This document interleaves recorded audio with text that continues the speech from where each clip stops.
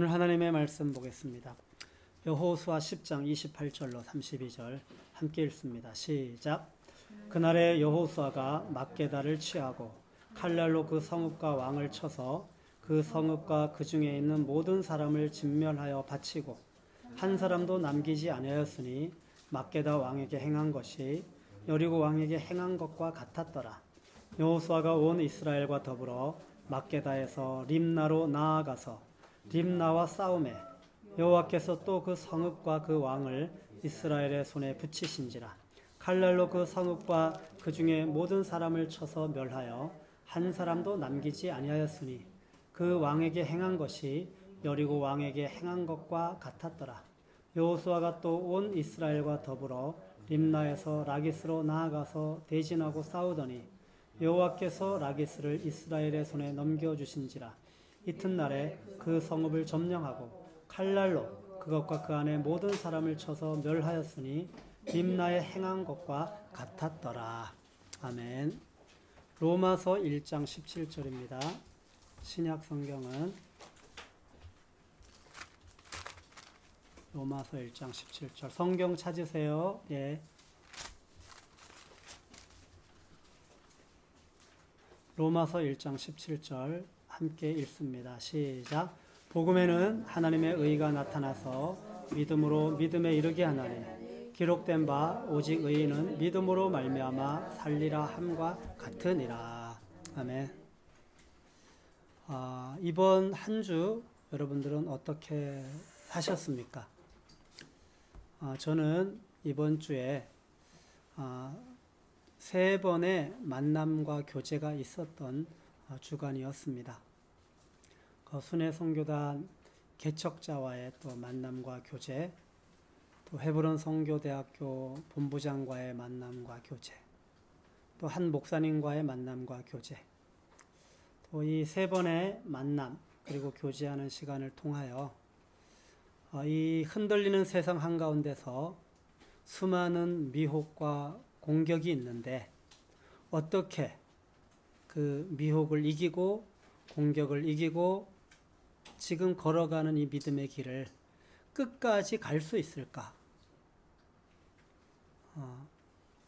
이 주제였습니다. 선교사로서 또 목회자로서 아니 한 그리스도인으로서 말입니다. 믿음으로 잘 출발하였다고 지금도 믿음으로 잘 가고 있는 것이 믿음에 계속 앞으로 잘 갈 것이라는 근거가 될 수 없습니다. 또 지금 믿음으로 잘 가고 있다고 또 앞으로도 믿음으로 잘 갈 것이라는 보장도 없습니다. 저의 신앙을 돌아보면서 저 자신도 이 믿음의 이 신앙이 많이 희석될 때가 자주 있기도 합니다. 그렇다면 어떻게 끝까지 예수님을 따를 수 있을까? 오늘 우리가 찬양을 부르지 않았습니까? 끝까지 이긴 자에게 흰옷을 입히고 또 영생 복을 주시나니 참 기쁜 일일세. 끝까지 이긴 자에게 어떻게 끝까지 예수님을 따를 수 있을까? 몇 년 전 한 성도님의 아버님 병문안을 다녀온 적이 있었습니다. 병원에서 그 환자에게 복음을 전하였습니다. 그리고 병문안을 다녀온 후에 성도님으로부터 전화로 기도 부탁을 받게 됐습니다. 그 아버님이 고통이 너무 크다는 것입니다. 이제는 병원에서 준비를 하라고 하셨답니다. 의사 말씀으로는 곧 운명을 하실 것 같다고 이야기를 들었답니다. 이제 마음의 준비를 하고 계신 것 같습니다. 다시 연락이 왔습니다. 아버님이 소천하셨다는 소식이었습니다. 병문안을 하면서 아버님이 하셨던 말씀이 저는 기억이 났습니다. 저에게 복음을 듣고 이렇게 이야기를 했어요. 인생이 참 재미있었어요. 그런데 인생이란 눈물이 흘러 또다시 눈물이 흘러 고통의 강에 이르는 것이라는 것을 이제 알게 되었어요. 예수님 없는 인생은 소망이 없어요. 이제야 깨달았어요. 예수님은 나의 구세주세요. 그분이 병원에서 복음을 듣고 고백했던 그 고백이 다시 마음에 이렇게 생각이 났습니다. 인생들이 언제나 이 비밀을 깨닫게 될까요? 언제나. 우리는 요한계시록 19장에서 세상의 끝을 보게 됩니다. 세상의 끝 이전에 요한계시록 16장, 17장, 18장에 보면 이 바벨론이라고 하는 거대한 세상을 보게 됩니다. 세상의 모든 것이 모여서 드러나는 바벨론. 이 세상 사람들이 중요하게 여기고 아끼는 그 모든 것을 주목해 볼 수 있는 그곳 바로 바벨론. 또한 그들이 살고 있는 생활은 이 세상의 임금의 아내처럼 호화롭게 살지만은 하나님께서 보시기에는 참으로 가증한 삶을 살아가는 바벨론. 마치 이 세상의 성이 무너지지 않을 것처럼 또한 이런 삶 속에 사는 것이 진정한 그 무엇이냐 생각하고 살아가는 그 모습이 바로 계시록 16장, 17장에 보여주고 있습니다. 그리고 18장에서 하나님의 심판을 우리는 분명하게 읽을 수 있습니다. 그것은 무엇이냐 하면은 무너진다는 것입니다. 이 세상이 무너진다는 것입니다. 사랑하는 성도 여러분, 우리 개인의 인생도 무너지는 날이 옵니다. 육신의 장막이 무너지는 날, 그 날이 바로 죽음의 날입니다. 동일하게 우리 인생들이 살아가는 이 세상도 무너지는 끝이 온다는 것입니다. 세상에 썩어 없어질 것을 좋아하며 그러한 것을 탐하였던 인생은 때가 되면 반드시 심한 고통 속에 탄식하며 끝을 맞이하게 된다는 것입니다. 우리는 인생의 끝에서 고백하는 한 실존의 고백을 들어야 합니다. 인생이 참 재미있었어요.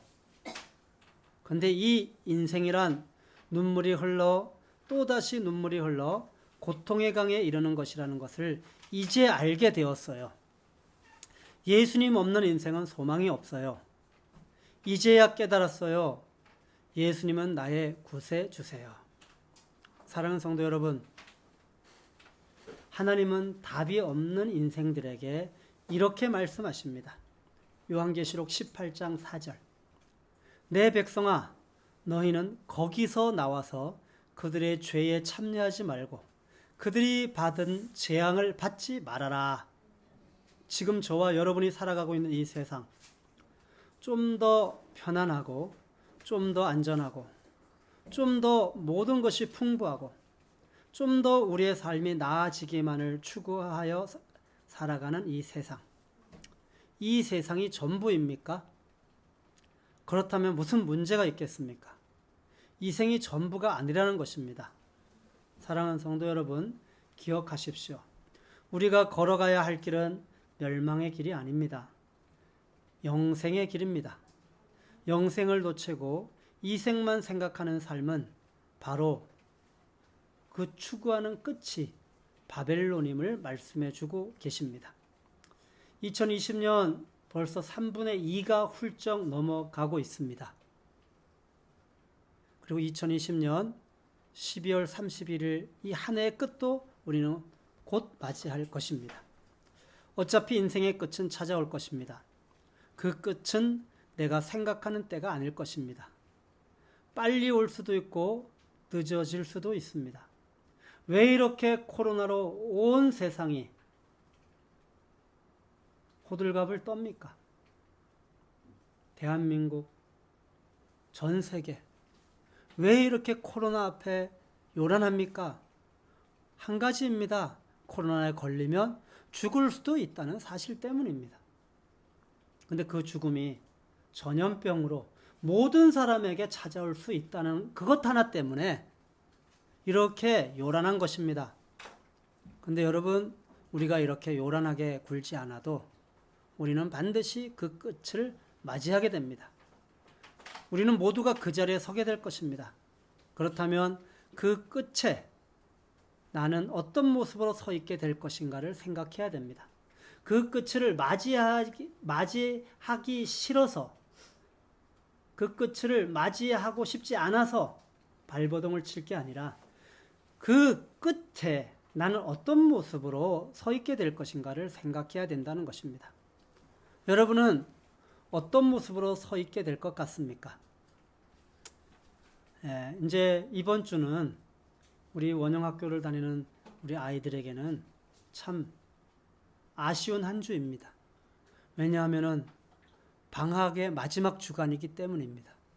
이번 주를 지나면 방학을 마치고 방학이 끝나고 새롭게 2학기가 시작합니다. 저는 생각이 들었습니다. 그것은 방학과 2학기가 바로 붙어 있다는 것이죠. 다시 말하면 방학의 끝과 새롭게 시작하는 2학기의 출발이 붙어 있다는 것이죠. 어떻게 시작이 끝과 맞닿아 있을 수 있을까?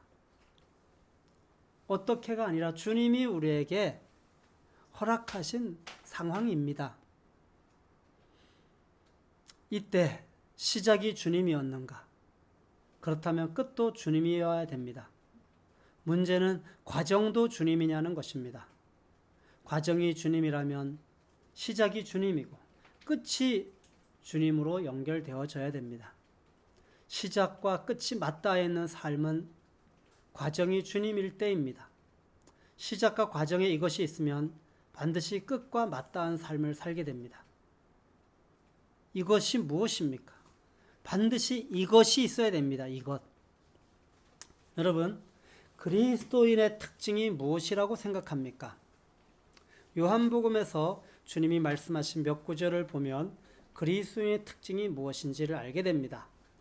요한복음 1장 43절에 나를 따르라. 요한복음 8장 12절에 나를 따르는 자는, 요한복음 10장 27절에 그들은 나를 따르느니라. 요한복음 21장 22절에 너는 나를 따르라. 여러분, 감이 오시죠? 그리스도인의 큰 특징 중에 하나는 예수님을 따르는 것입니다. 저는 주님을 만나고 저에게 주님이 맡기신 그런 사역은 주로 훈련을 하는 사역이었습니다. CDTS, 제가 학교 이름만 될 테니까 영어로 CDTS, STS, MTS, GMPS, IPS, GNS, GNA, CMTS, GPTS, HUFM. 지금 돌아보니까 제가 이렇게 공식적으로 진행한, 개척하고 섬긴 학교들이 10개가 넘습니다. 말씀기도 학교, 이런 것들은 아직 넣지도 않았죠. 사람을 섬기다 보면 가장 큰 관심을 가지는 주제는 자연스럽게 변화라고 하는 주제입니다. 어떤 단체는 아예 슬로건을 내걸었습니다. 제자는 훈련으로 만들어진다. 저는 사람들을 섬기면서 참 다양한 경험을 하게 되었습니다. 어떤 사람을 보면 정말 변화되었다고 생각을 했습니다. 근데 궁극적으로 보면 주님을 따르지 않고 떠납니다. 근데 어떤 사람을 보면 시간이 충분히 흘렀음에도 변화된 것 같지 않습니다. 근데 문제는 변화된 것 같지 않은 모습인데도, 연약한데도 계속 주님을 따른다는 것입니다. 시간이 흘러가면서 저는 깨닫게 된 것이 있습니다. 그리고 요한복음을 보게 됩니다. 요한복음을 보면 존재의 변화를 요구하는 그 말씀들이 많습니다. 그런데 존재의 변화를 요구한 이후에 다른 변화를 요구하지를 않습니다. 다시 말하면 존재의 변화와 삶의 변화는 분리된 것이 아니라는 것을 알게 되어졌습니다. 만나자마자 바로 주님을 따르라고 말씀하십니다. 부족해도 나를 따르라고 말씀하십니다. 결국은 우리의 어떠함이 문제가 아니고 우리가 어떤 모습이든 상관없이 주님을 따르는 자가 바로 주님의 제자입니다. 아멘이에요? 주님을 따르는 것, 이것이 그리스도인의 아주 중요한 특징이죠. 주님을 따르는 것은 주님이 걸어가신 길을 가는 것입니다. 근데 이상한 현상이 있습니다. 이상한 현상은 성경 공부를 많이 하는데 주님을 따르지 않는다는 것입니다. 이상한 현상은 훈련을 많이 받았는데 주님을 따르지 않는다는 것입니다. 이상한 현상은 기도를 많이 하는 것 같은데 삶에서는 주님을 따르지 않는다는 것입니다. 이상한 현상은 주님을 위해서 대단한 헌신을 한 것 같은데 결과는 주님을 따르지 않고 자기가 원하는 길을 가고 있다는 것입니다. 여전히 자신이 원하는 길이 있습니다. 결국은 그 길을 갑니다. 왜 이런 일이 일어납니까? 아예 그럼 그 길을 가지 말던가. 중국 사마천 사기에 보면은 가다가 중단하면 안위감만 못하느니라 라는 말이 있습니다. 세상에서도 가다가 중단하면 아예 안 간 것만 못하다는 그런 생각을 하고 있다는 것입니다. 근데 어떻게 신앙생활을 하면서 가는데 끝까지 가지 못하는 모습을 보게 될까요? 왜 이런 일이 일어날까요? 사랑하는 성도 여러분, 오늘 저는 예수님을 끝까지 따르지 못하는 이유 3가지를 나누려고 합니다. 우리 이제 학생들 잘 들으세요. 그리고 적으세요. 네. 예수님을 끝까지 따르지 못하는 이유 3가지. 첫째, 온전한 존재의 변화가 일어나지 않았기 때문입니다. 존재의 변화가 일어나지 않은 거예요. 기독교인들을 보면 한 가지 욕구가 있습니다. 그것은 변화에 대한 욕구입니다. 자신의 삶에 변화가 일어나기를 원합니다. 그래서 성격이 변하기를 원하는 것이죠. 그들의 삶을 보면 변화가 일어난 것 같습니다. 왜냐하면 열심히 종교 생활을 하잖아요. 열심히, 그죠? 예배도 드리잖아요. 제가요, 예수님을 믿지도 않고 교회를 다니지도 않다가 교회를 다니기 시작했고, 저는 예수님을 믿는다고 생각했어요. 그리고 신학교를 갖고 전도사가 됐어요. 근데 어느 날 어머님과 여동생, 불신자죠? 3명이서 집에서 밥을 먹게 됐어요. 근데 그 여동생이 저를 갈구는 거예요. 오빠, 그렇게 교회를 다니고 전도사가 되고 그러면 밥이 나오냐, 떡이 나오냐, 왜 가정에는 무관심하냐. 솔직히 저는 그때 무책임했거든요. 그러니까 제가 막 화가 나는 거예요. 그래서 견딜 수가 없어서 제가 그 자리에서요, 밥상을 뒤집어 엎었어요. 저도 성질이 좀 그렇거든요. 지금도 이 성질이 좀 안 좋아요. 계속 부인해야 되는 거죠. 어머님 앞에서요. 그때 어머님이, 불신자 어머님이 저에게 뭐라고 하셨는지 알아요? 얘야, 어떻게 네가 믿는 하나님은 네 성질 하나 못 바꿔주시냐. 불신자로부터 코치를 받아야 되는 전도사. 제가 그 이후로 참 변화되고 싶었습니다. 제 성질이 좀, 성격도 변화되고 싶었던 것이죠. 근데 보면은 열심히 종교 생활하는 걸 보면은 변화된 것 같아요. 근데 내면으로 들어가서 그 본질을 보면 여전히 변화가 일어나지를 않았습니다. 주님을 따르지 않습니다. 여전히 자기가 원하는 길을 갑니다. 저는 제가 원하는 길이 아주 분명했죠. 성공하고 싶었죠. 근데 왜 이런 일들이 일어나는 것일까요? 제가 복음학교 때 예전에 이 변화라는 주제를 가지고 진행을 하면서 이렇게 나누었던 것이 있습니다. 한번 잘 들어보세요. 버릇없는 10대가 투덜거리던 것을 멈추었습니다. 이상적인 변화입니다. 이유는 부모가 그가 원하는 최신형 스마트폰을 사주었기 때문입니다. 우울증에 걸린 부인이 젊었을 때 명랑한 모습으로 돌아왔습니다. 이상적인 변화입니다. 이유는 알코올 중독자 남편이 부인과 이혼에 동의를 해주었기 때문입니다. 한 여학생이 좋은 성적을 받았습니다. 아주 이상적인 변화입니다. 이유는 그녀를 격려해주는 남자친구가 생김으로 공부할 의욕을 찾았기 때문입니다. 항상 회사에 대해 불평하던 회사원이 회사에 대한 불평을 멈추었습니다. 변하죠? 이유는 자기가 싫어하던 상사가 다른 부서로 옮겨갔기 때문입니다. 여러분, 변화는 일어나는데 여전히 주님을 따르지 않고 자기가 원하는 길을 가는 원인이 무엇이라고 생각하십니까? 여전히 내가 원하는 것을 얻기 위하여, 내가 원하는 길을 가기 위하여 상황과 환경의 변화가 일어나기를 원하기 때문입니다. 그리고 실제로 상황과 환경의 변화가 일어났습니다. 그리고 그 상황과 환경에 반응하는 나를 보면 나도 변화된 것 같기도 합니다. 그런데 실상은 이것은 성경이 원하는 변화가 아니라는 것입니다. 우리가 생각하는 변화라는 주제로는 온전한 제자인지를 알 수 없습니다. 그래서 주님은 나를 따르라고 하셨던 것입니다. 사랑하는 성도 여러분, 어떤 변화를 원하십니까? 존재의 변화가 일어나셨습니까?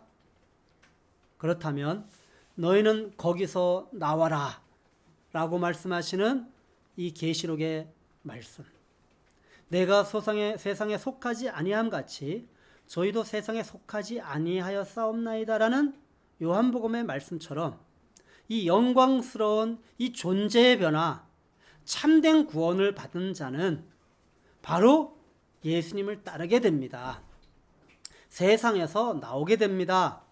세상에 속한 것 같지만 세상과 구별되게 살아갑니다. 사랑하는 성도 여러분, 주 예수님께서 십자가에서 죽으실 때 하나님 앞에서 올바르게 살 수 없는 나를 죽음으로 넘겨버리셨습니까? 죽음으로 넘겨버리셨습니까? 주님의 무덤은 이 세상의 삶을 추구하는 나의 삶에 대한 마침표가 되셨습니까? 주님의 그 무덤이 이 세상의 삶을 추구하는 내 삶의 마침표가 되셨습니까? 영원하신 주님 안에서 영생을 선물로 받으셨습니까?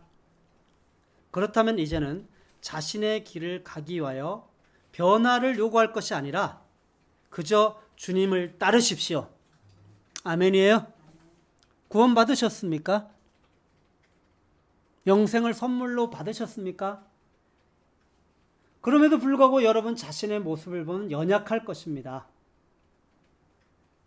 연약해도 주님을 따르십시오. 여러분, 우리는 실패할 수 있습니다. 실패했어도 다시 일어나 주님을 따르십시오. 어떤 상황 속에 있어도 내가 너무나 비참해 보이십니까? 그래도 주님을 따르십시오. 내 자신의 어떤 변화를 요구하려고 하지 말고, 내 자신이 어떻게 자꾸 변화되려고 요구하려고 하지 말고, 몸부림치지 말고 있는 그 모습 그대로 주님을 따르라는 것입니다. 주님을 따르는 것, 이것이 바로 성경이 요구하는 참된 변화라는 것입니다.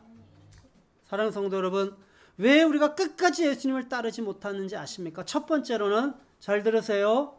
첫 번째로는 온전한 존재의 변화가 일어나지 않았기 때문입니다. 이제 두 번째로, 끝까지 예수님을 따르지 못하는 이유는, 두 번째요, 내가 가는 길이, 내가 주님을 따르는 이 길이 너무 힘이 들어서입니다. 너무 힘이 들어서. 사도행전 13장 13절에 보면 바울과 및 동행하는 사람들이 바보에서 배를 타고 밤빌리아에 있는 버가에 이르니 요한은 그들에게서 떠나 예루살렘으로 돌아가고, 1차 전도여행을 끝까지 함께하지 못한 그 요한의 모습을 성경은 기록하고 있는 것입니다. 안디옥 교회에서 일어난 바울과 바나바의 첫 파송. 이제 이 첫 파송에 누가 함께하는 축복을 얻게 됩니까? 요한입니다. 그들과 함께하는 축복을 받은 이 누가 요한. 얼마나 가슴이 설레었을까요? 걸어서 실루기아까지 가서 거기서 배를 타고 구브로로 가서 또 살라미에 이르러 말씀을 전하였습니다. 흥분잔치 아닙니까? 이 전도여행이라고 하는 것을 처음으로 해본 거 아닙니까? 너무 재미있어요. 흥분해요.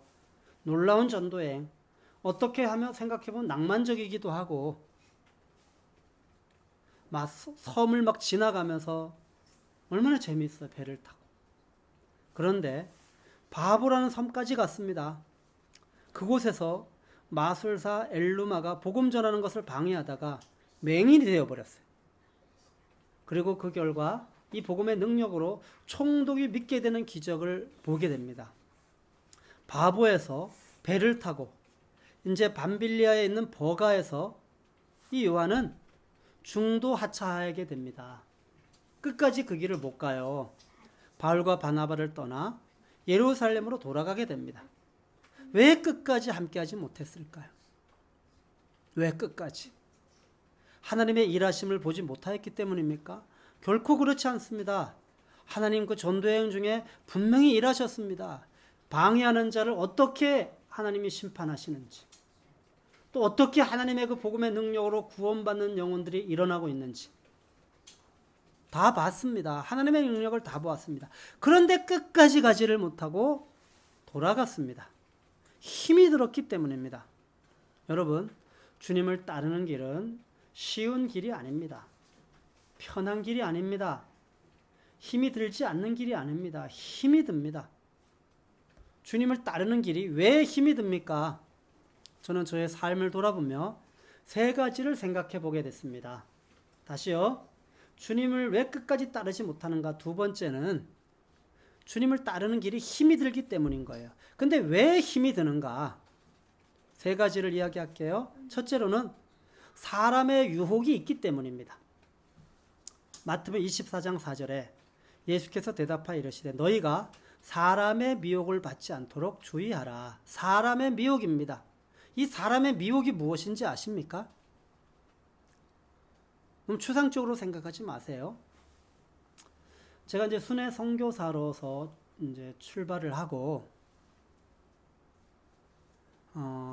이제 이 순회 선교사로 출발을 하고, 그리고 이제 아주 초기에 경험한 일이에요. 저희 셋째 아들이 96년도 12월 10일 날 태어났어요. 그런데 이제 이 아이가 자라가기 시작하잖아요. 그리고 12월 10일 날 태어나고, 그리고 97년 1월 5일 날 제가 이 초기 개척 멤버들이 그 선교 여행을 떠났어요. 그리고 이제 거의 2달 만에 돌아왔어요. 그런데 태어나고 며칠 있다가 이 아이가 껌뻑껌뻑 하잖아요. 한 달도 안 된 아이가 막 나를 보면 웃어. 그죠? 나를 보면 막 웃었어요. 그런데 돌아왔는데 나를 보는데 웃지를 않고 우는 거예요. 참 힘들었어요. 그때 어떤 생각이 들었는지 아십니까? 아주 단순한 거예요. 따라해 볼까요? 나도 남들처럼 살고 싶다. 그냥 잠깐 든 생각은 나도 남들처럼 하게 살고 싶다. 다시요. 아이가 나를 보면, 아빠를 보면 막 웃었어요. 막 좋아. 그리고 이제 한 달도 안 된 그 갓난아기를 놓고 떠났어요. 근데 2달 있다가 돌아왔는데 나는 또 아이를 보면 아이가 막 웃을 줄 알았는데 나를 보는데 막 울어요. 그때 든 생각은 아주 단순해요. 나도 남들처럼 살고 싶다. 그 다음에 또 이제 또 해외 선교여행을 갔다 왔어요. 근데 이 아이가 이제 내가 갈 때는 아이가 걷지를 못할 때였어요. 걷지를 못할 때. 근데 이제 내가 갔다 왔을 때는 이 아이가 뭐예요? 막 뛰어다니는 거예요. 뛰어다니는 나이였죠. 97년 10월에 갈 때는 걷지를 못했어요. 근데 98년에 돌아왔을 때는 뭐예요? 걷고 있었어요. 근데 문제는 그때가 언제였냐면 한국에 들어와서 인천공항이 개통되기 전이니까 김포공항인데, 김포공항에 도착해서 집으로 오는 게 아니고 우리가 비행기 값을 싸게 하려고 다시 돌아가는 거예요. 선교지로 가야 됐어요. 왔다가. 그래 비행기 값이 싸니까. 비행기는 오래 타는 게 싼 거예요. 그때는. 지금 빨리 가는 게 비싸요. 직행이 원래. 그런데 그때 나는 이제 이 아이를, 누워있던 아이를 이제 봤는데 막 뛰어다니는 거예요. 그래서 이 아이를 보는데 너무 반가워서 나는 이 아이의 이름을 막 부르면서 막 달려가는데 아이가 나에게 달려와 줘야 되는데 나를 보면서 막 울면서 무서워서 도망을 가는 거예요. 근데 그걸 보면서 시간이 별로 없는데 다시 타야 되는 거예요, 비행기를. 그럼 그때 든 생각이 뭔지 아십니까? 잠깐이죠. 나도 남들처럼 살고 싶다. 그리고 세상에서 시집가고 장가가고 친구들 만나고 그냥 보편적으로 육신의 정욕, 안목의 정욕, 이생의 자랑 드는 생각이 뭔지 아십니까? 따라해볼까? 상대적 생각. 미혹은 이렇게 찾아옵니다. 사람의 미혹은. 상대적 생각이 들기 시작합니다. 비교하는 거예요. 비교하게 하는 거예요. 부르심의 길을 가고 있는데 끝까지 그 길을 가지 못하게 하는 사람의 미혹이 뭐냐 하면은 바로 그 사람들, 나하고 다른 삶을 사는 그 사람들, 땅에 속한 삶을 사는 사람들을 보면서 비교하는 거, 상대적 생각. 거기서 이기지 못하면 돌아가는 거예요. 사람의 미혹이 있는 거예요.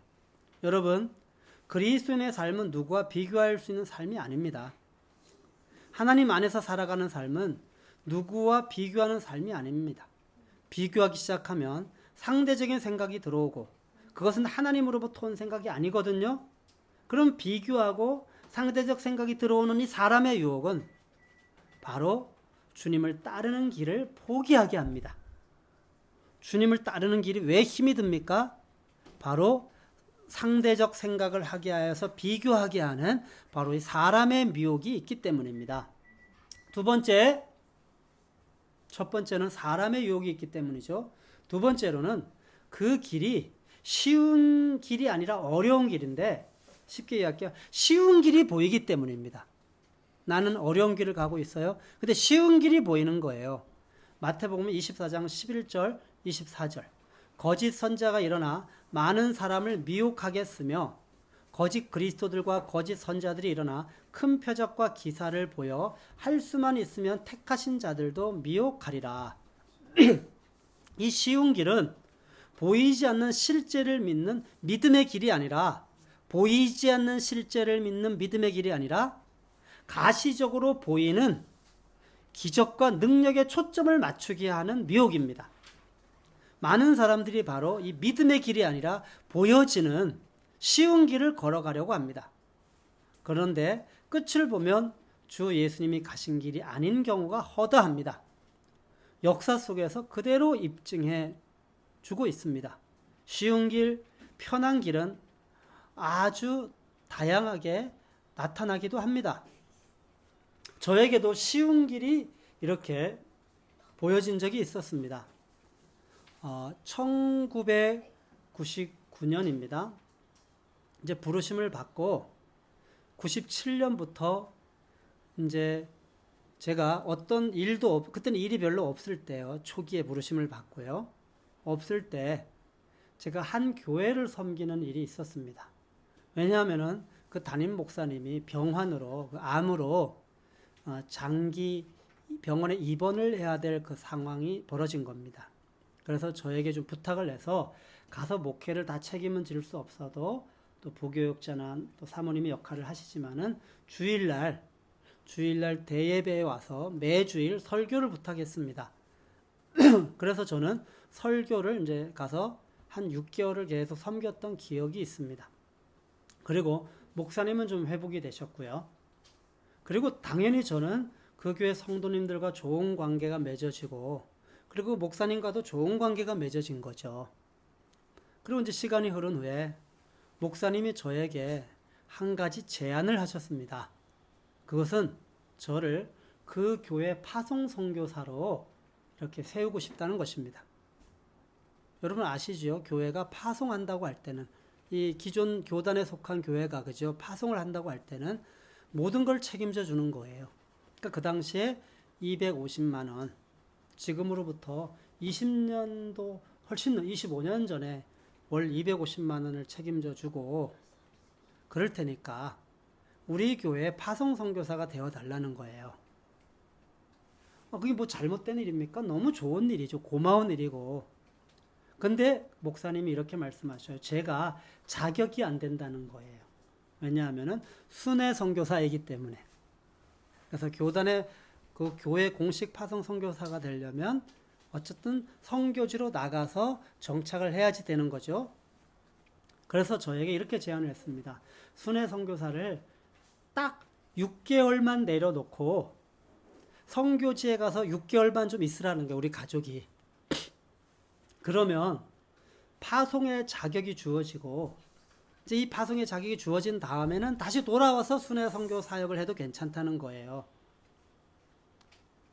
그렇게 좀 해줄 수 있냐는 거예요. 파송의 명분을 만들자는 거죠. 불법은 아니지만은 아무리 제가 생각을 해도 좋고 선한 제안이라 할지라도 저의 부르심과는 배치가 되는 그런 제안이었습니다. 쉬운 길. 여러분 쉬운 길. 그때 제가 결정을 했습니다. 목사님의 제안을 거절할 수밖에 없었어요. 왜냐면 제가 걸어가야 될 길이 있었기 때문에.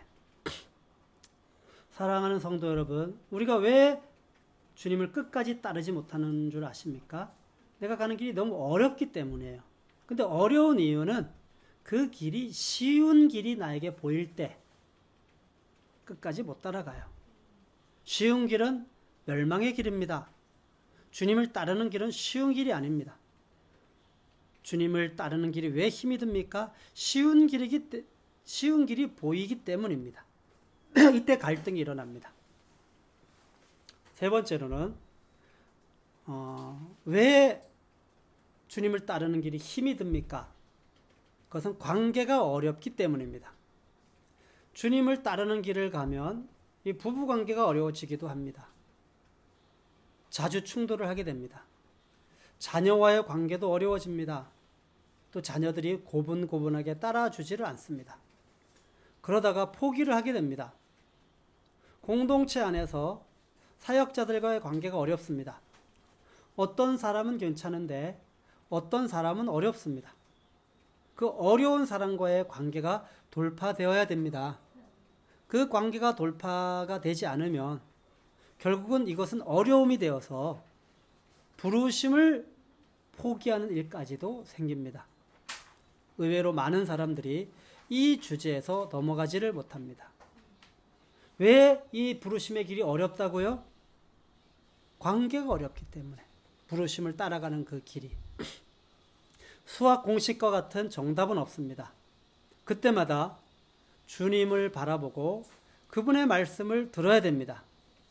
사랑하는 성도 여러분, 신앙생활을 하면서 가기는 가는데 끝까지 가지 못하는 모습을 보게 됩니다. 왜 이런 일이 일어납니까? 왜 이런 일이 일어납니까? 사람의 미혹이 있기 때문입니다. 쉬운 길이 보이기 때문입니다. 관계가 어렵기 때문입니다. 여러분, 이제 우리는 크게 세 번째로 예수님을 끝까지 따르지 못하는 이유를 한 가지 더 이야기합니다. 한 가지 더요. 그것은 잘 들어보세요. 따라해 볼까요? 자신의 절망을 보고 그것이 결론이 되었기 때문이다. 예. 우리는 주님을 따라가다 보면 우리의 절망을 반드시 경험할 겁니다. 자주 경험할 겁니다. 그죠? 여러분 경험하고 계시죠? 그때 여러분이 어떻게 반응하십니까? 저도 주님을 따라가면서 저의 절망을 볼 때가 자주 있습니다. 너무 비참합니다. 내가 이것밖에 못 되는 사람인가? 스스로 자기를 정죄하고 또 연민에 빠지기도 합니다. 그런데 이 자기의 절망을 보면서 이것이 결론이 되어버리면 주님을 끝까지 따라가지 못합니다. 요한복음 21장 3절에 시몬 베드로가 나는 물고기 잡으러 가노라 하니 그들이 우리도 함께 가겠다 하고 나가서 배에 올랐으나 그날 밤에 아무것도 잡지 못하였더니 뭐예요? 절망을 경험한 거예요. 자신의 절망. 예수님을 따라가다가 자신의 모습을 보면서 야, 나는 예수님 따라갈 자격이 없어. 이런 모습으로 어떻게 예수님을 따라가? 그게 결론이 되어버리면 예수님을 따르는 것을 포기하고 다시 제 길로 갑니다. 저는 아주 이 주제에 대해서 저의 부르심의 지금 27년이에요. 6, 7년의 시간 속에 크게 2번을 경험했습니다. 저희 순회 선교단 첫 부르심을 받고 몇 년의 시간이 흐른 후에 2000년도에 지금으로부터 정확하게 20년 전이죠. 2000년도에 우리 순회 선교단 안에 모든 선교사들이 자신의 절망을 보았습니다. 주님을 그렇게 전심으로 최선을 다해 따라가다가 우리의 완전한 실존을 보면서 베드로와 같이 우리는 주님을 따라갈 자격이 없다. 다시 말하면 우리는 순회 선교사로서 이 길을 갈 자격이 없다. 너무 비참했습니다. 그리고 우리 그때 다 사표를 썼습니다. 대표도 사표를 쓰고 그리고 순회 선교단을 다 떠났어요. 저야 마음으로 저도 포기는 했지만 다른 길이 없으니까 저는 그 현장에 있었기는 했지만 결과적으로는 포기를 한 겁니다. 그 길을, 가던 길을. 하나님 앞에서의 그 파산 신청. 여러분, 자신의 절망을 보고 그 절망이 결론이 되면 우리는 끝까지 주님을 못 따라갑니다. 그런데 주님이 각 사람에게 말씀하셨어요. 비참한, 별 볼 일 없고 초라하고 무능하고 연약하고 늘 관계에서 싸우기만 하고 겉으로는 사람들에게 괜찮은 것 같은데 이런 모습이라 할지라도 나는 주님 없이는 살 수 없구나. 내 절망의 결론이 아니라 이 절망적인 나를 포기하지 않고 지금도 사랑하시고 나의 오른팔을 붙잡으시고 일으키시는 그 주님이 결론인 거예요. 그리고 다시 일어나서 우리는 주님을 따르기 시작했습니다.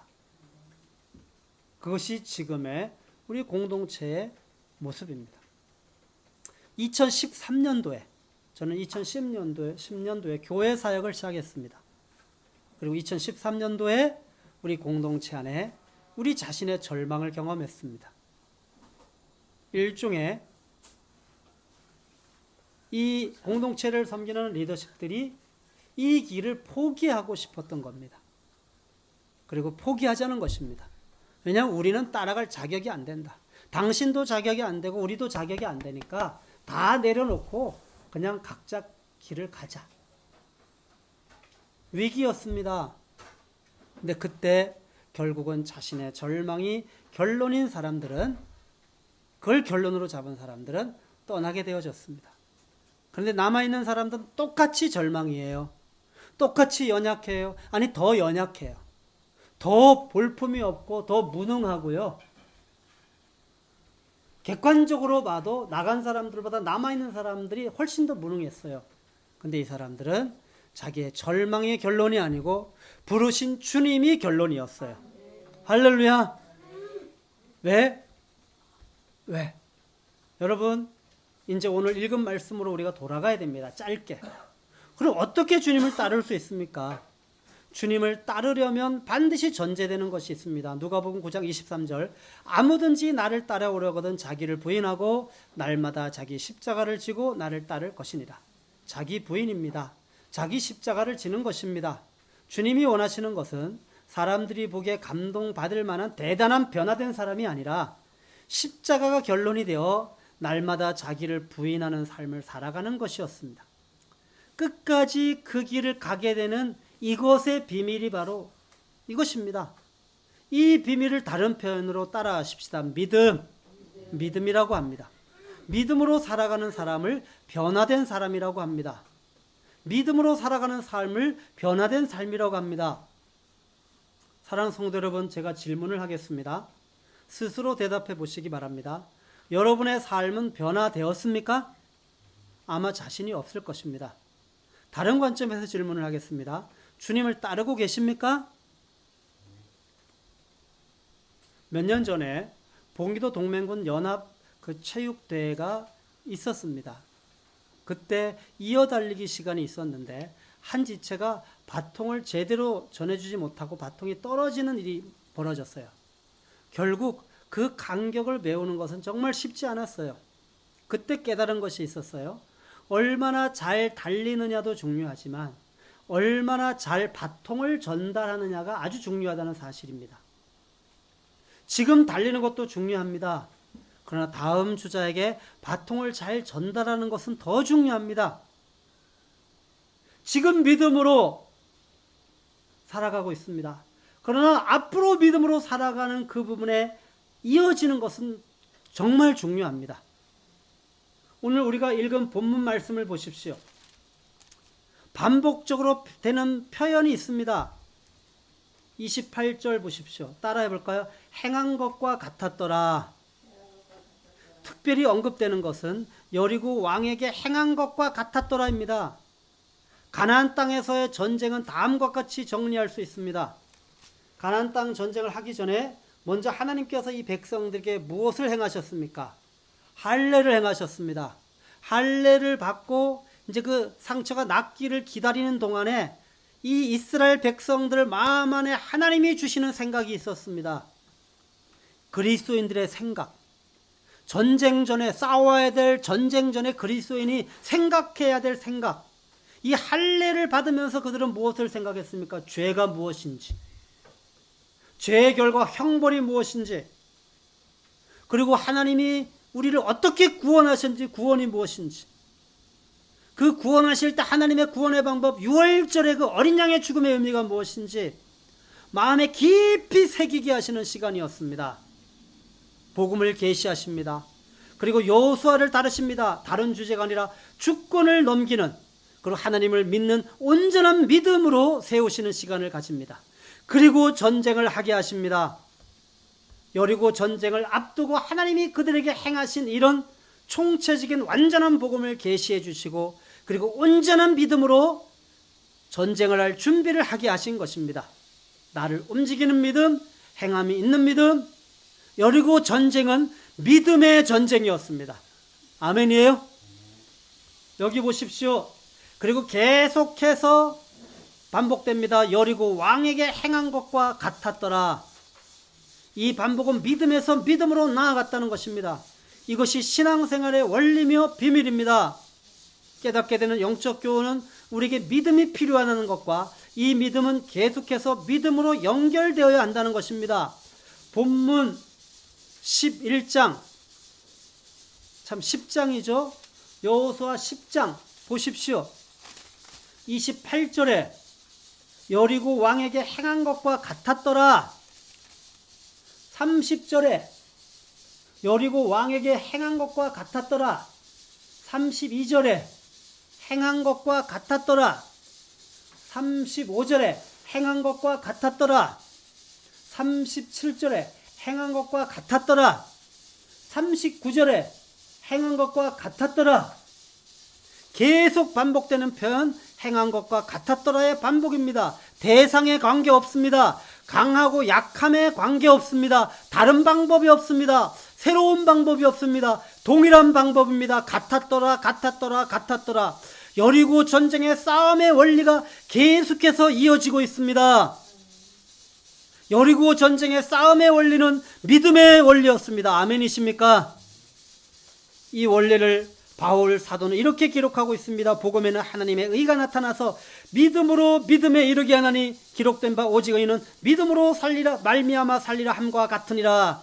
우리의 이 세상 한가운데서 이 미혹과 사람의 미혹과 이 여러 가지 공격이 있다 할지라도 거기서 우리에게 필요한 것은 바로 믿음의 원리입니다. 아멘이십니까? 이것을 믿음의 바통이라고 표현하고 싶습니다. 믿음의 바통. 이것이 과정 중의 믿음입니다. 어제까지 믿음으로 살았습니까? 그럼 그 믿음을 오늘의 삶으로 믿음의 바통을 이어주십시오. 오늘 믿음으로 살고 계십니까? 이 믿음을, 동일한 믿음을 내일의 믿음으로 연결하십시오. 아멘이십니까? 계속 신뢰하는 믿음. 이 믿음은 시작할 때 믿음, 여기는 믿음과 드리는 믿음과 동일합니다. 이 과정의 믿음, 믿음의 바통이 온전히 연결될 때 우리는 끝까지 달려갈 수 있게 되는 것입니다. 신앙은 릴레이 경주입니다. 여기서 우리는 출발을 믿음으로 하였고 어제까지 믿음으로 살았지만 오늘 믿음의 바통이 이어지는 것에 틈이 생기거나 이어받지 못하면 신앙의 삶에서 고전을 하게 된다는 사실을 알게 됩니다. 믿음으로 결정을 하였습니다. 그런데 지금은 영혼이 고통스럽습니다. 왜입니까? 처음에 믿음의 결정에서 떠났기 때문입니다. 첫사랑을 잃어버렸기 때문입니다. 흔들립니다. 혼란이 찾아옵니다. 결국은 포기하게 됩니다. 영혼이 메마르기 시작합니다. 저도 이런 경험을 한 적이 있고 이런 경험을 하고 있는 사람을 보기도 합니다. 분명 믿음의 결정을 하였는데 그 후에 보면 그 결정과 무관하게 살아가고 있습니다. 그 삶의 결과는 너무나 분명합니다. 사랑하는 성도 여러분, 가나안 전쟁을 통하여 우리에게 주시는 영적 교훈을 기억하시기 바랍니다. 따라하십시다. 행한 것과 같았더라. 믿음의 바통이 여러분의 삶에 계속해서 전달되어지고 있습니까? 이 믿음의 바통이 여러분의 삶에 계속해서 이어지는 축복이 있기를 기도합니다. 그런데 여기서 한 가지만 더 이야기를 하고 마치려고 합니다. 제가 이전에 저희 국제성교교회를 섬길 때 천막에서 예배를 드렸습니다. 그래서 그 천막을 공사할 때 그 공사를 하면서 재미있는 일이 한 가지 있었습니다. 그 일을 좀 이야기할게요. 제가 공사를 하는데 저에게는 아주 작은 일이 있었어요. 그래서 작은 일을 제가 하고 그 작은 일을 한 다음에 제가 이렇게 했어요. 주님이 하셨습니다. 그랬더니 옆에 있던 한 분이 너무 그냥 보잘것없는 작은 일이니까 이렇게 얘기하는 거예요. 그게 뭐가 주님이 하신 일이에요? 선교사님이 하신 일이죠. 선교사님은 뭐든지 주님이 하셨대. 그래도 제가 속으로 이렇게 했죠. 그래도 주님이 하신 일인데. 그럼 이제 시간이 흐른 다음에 그분이 저에게 그 말을 한 분이 이제 정말 한 가지 지혜를 낸 거예요. 왜냐면 저희가 이제 그 천막 안에 있는 이제 버려야 될 폐자재를 밖으로 버리는데 이 안에 있는 자재를 정문으로 해서 삥 돌아가지고 계속 나르고 있었어요. 근데 그분이 이런 제안을 한 거예요. 왜 그렇게 나르냐고. 창문이 있었어요.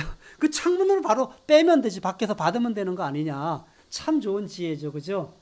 그래서 제가 맞아. 그렇게 하면 되지. 그래서 다 시간이 오래 걸릴 일을 아주 짧게 끝냈어요. 그리고 제가 이야기했어요. 주님이 하셨어요. 그랬더니 그분이 이렇게 이야기하는 거예요. 이런 것이 주님이 하신 일입니다. 선교사님. 현장에 있는 우리 사역자들이 다 웃었죠. 물론 그분도 웃고 예 맞습니다. 주님이 하신 일입니다. 근데 한 가지 잊지 말아야 하는 사실은 우리가 믿음의 삶을 살아가는 데 있어서 놓치지 말아야 할 아주 중요한 사실이 있습니다. 그때 깨달은 겁니다. 따라해 볼까요? 이런 것까지 네 맞습니다. 이런 것까지도 주님이 하셔야 합니다. 그래서 이런 것도 주님이 하셔야 돼요. 따라할까? 끊어져야 할 질문. 이 질문은 그리스도인에게 있어서 끊어져야 할 질문입니다. 이런 것도 주님이 하셔야 돼요. 그렇습니다. 우리에게는 어떤 것도 주님이 하셔야 합니다. 주님 의지해야 합니다. 사랑하는 성도 여러분, 우리가 믿음의 삶을 살려고 하면 반드시 이루어져야 하는 것이 있습니다. 그것은 이런 것까지의 질문입니다. 이 질문은 끊어져야 할 질문입니다. 그래서 히브리서 기자는 다른 표현으로 이야기합니다. 이런 질문을 끊어버려라. 아예 노골적으로. 그게 뭔지 아십니까? 믿음으로 하지 아니한 모든 것이 죄다. 어떤 작은 일이라도 이런 것까지 그것도 믿음으로 하지 않았으면 그건 죄다. 사랑하는 성도 여러분, 계속 신뢰하는 믿음은 어디에 근거해야 합니까? 본문 10장 40절을 보십시오. 40절. 이와 같이 여호수아가 그 온 땅 곧 산지와 내겝과 평지와 경사지와 그 모든 왕을 쳐서 하나도 남기지 아니하고 호흡이 있는 모든 자는 다 진멸하여 바쳤으니 이스라엘의 하나님 여호와께서 명령하신 것과 같았더라. 이와 같이 따라하십니다. 이와 같이 어떻게 그런 일이 일어납니까? 여호와께서 명령하신 것과 같았더라. 믿음은 오직 하나님의 말씀에 근거해야 합니다. 물고기가 물을 떠나 살 수 없듯이 그리스도인은 말씀을 떠나서 살 수 없습니다. 자기 부인은 말씀을 선택하는 것입니다. 말씀을 선택하는 것, 그것은 내 생각을 내려놓는 것입니다. 8장 2절을 보십시오. 여호수아 8장 2절. 너는 여리고와 그 왕에게 행한 것과 같이 아이와 그 왕에게 행하되, 분명히 싸움의 방법이 같아야 했습니다. 그러나 눈에 보이는 싸움의 방법은 달랐습니다. 여기 보십시오. 여리고와 그 왕에게 행한 것과 같이 아이와 그 왕에게도 행하되, 똑같이 행하라고 합니다. 그죠? 그런데 결과는 여리고와 그 왕에게 행한 것과 같이 행하여야 되고 같이 행하였습니다. 그런데 싸우는 방법은 틀렸습니다. 여기서 믿음의 비밀을 발견합니다. 믿음은 어떤 가시적인 방법이 아닙니다. 하나님의 말씀에 순종하는 것입니다. 아멘이에요. 여리고를 돌라 그러면 돌라고 순종하는 그것이 믿음입니다. 아이성을 전열을 정비해서 치라 그러면 치는 것이 믿음입니다. 가시적으로 방법이 달랐습니다. 그런데 말씀합니다. 이와 같이 여호와께서 명령하신 것과 같이 행하였더라. 할렐루야. 이것이 바로 말씀의 비밀입니다. 창조의 비밀, 역사 운행의 비밀, 그리스도인의 승리하는 삶의 비밀, 사역의 비밀입니다. 아멘이십니까? 이제 말씀을 마치겠습니다. 그리스도인의 특징은 주님을 따르는 것입니다. 그러나 이상한 현상들이 일어납니다. 기독교인으로서 종교적인 모든 것을 하지만 주님을 따르지 않고 자기 길을 간다는 것입니다. 왜 이런 일이 일어납니까? 첫째, 온전한 존재의 변화가 일어나지 않았기 때문입니다. 첫째. 둘째, 이 길을 가는 것이 너무 힘이 들어서입니다. 왜 힘이 듭니까? 사람의 미혹이 있기 때문입니다. 쉬운 길이 보이기 때문입니다. 관계가 어렵기 때문입니다. 세 번째, 자신의 절망을 보고 그것이 결론이 되었기 때문입니다. 이 세 가지에 걸리면 우리는 주님을 끝까지 따를 수 없습니다. 기억하시기 바랍니다. 따라하십시다.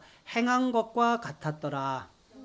과정의 믿음, 바로 믿음의 바통이 이어져야 합니다. 그리고 우리의 삶에 이런 것까지의 질문이 끊어져야 합니다. 그 자리에서 진리를 결론으로 취하십시오. 이것이 자기를 부인하고 날마다 자기 십자가를 지고 주님을 따르는 제자의 삶입니다.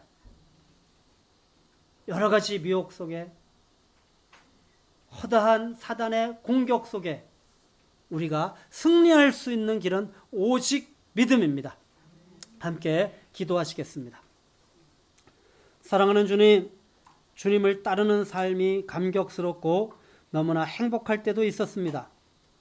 그러나 주님을 따르는 것이 사실 너무 힘들 때도 있습니다. 어떤 때는 포기한 적도 있었습니다. 또 포기하고 싶은 마음이 들 때 주님을 따라갈 능력이 없는 것도 사실이지만 주님 없이는 단 한순간도 살 수 없다는 것도 사실입니다. 나의 절망이 결론이 될 수 없습니다. 주님 바라보게 하여 주십시오. 사랑하는 주님, 나의 연약함이 보일 때마다, 내가 절망을 경험할 때마다 그때마다 나를 사랑하사 나를 위하여 주님이 걸어가신 십자가의 길을 기억하게 하여 주십시오. 나의 삶에서 이런 것까지의 질문을 끊어주십시오. 주님, 자신의 절망이 결론이 되지 않게 하여 주십시오. 십자가에서 시작한 믿음, 너무 분명한 믿음, 끝을 바라보는 믿음, 너무 분명한 믿음. 주님, 오늘 현재를 살아가는 이 자리에서 계속 신뢰하는 과정의 믿음으로 서 있게 하여 주십시오. 오늘도 나의 생각을 내려놓고 자기를 부인하게 하여 주십시오. 날마다 자기 십자가를 지고 말씀이 결론이 되어 주님을 따르게 하여 주시옵소서. 주님 다시 오시는 그날까지 오직 끝까지 주님을 따르는 자로, 오 주여 은혜의 장중 안에서 나를 붙들어 주시옵소서. 예수님의 이름으로 기도드렸습니다.